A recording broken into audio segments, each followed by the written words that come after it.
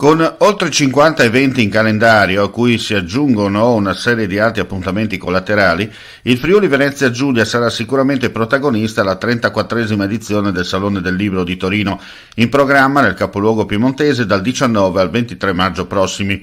Per quanto riguarda poi gli appuntamenti della nostra regione al Salone, nell'arco dei 5 giorni le proposte saranno 51, alle quali si aggiungono una serie di eventi collaterali. Il cartellone è stato stilato in collaborazione tra Pordenone Legge e la Regione, con l'istituzione che ha dato un supporto alla stesura del programma culturale attraverso un confronto. Tutti gli appuntamenti sono stati a lungo pensati, perché la volontà è quella di presentare al pubblico della fiera quanto di meglio un territorio dalle enormi potenzialità sa offrire ai visitatori.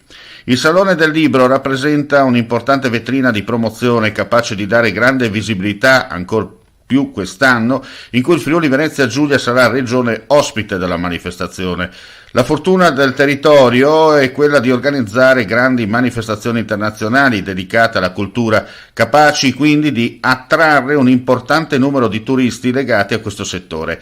Quella del 2022 sarà una grande occasione che, grazie anche alla presenza di Promo Turismo FVG, l'amministrazione regionale cercherà di sfruttare al meglio per promuovere non solo la produzione culturale, ma anche le bellezze artistiche e il ricco panorama enogastronomico al pubblico del Salone del Libro di Torino.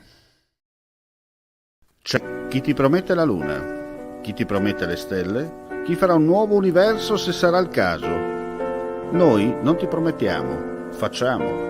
Media Triveneto, il nuovo network del Nord-Est. Chiama senza impegno allo 0434 31 63 25, orario ufficio, da lunedì al venerdì. info@mediatriveneto.com.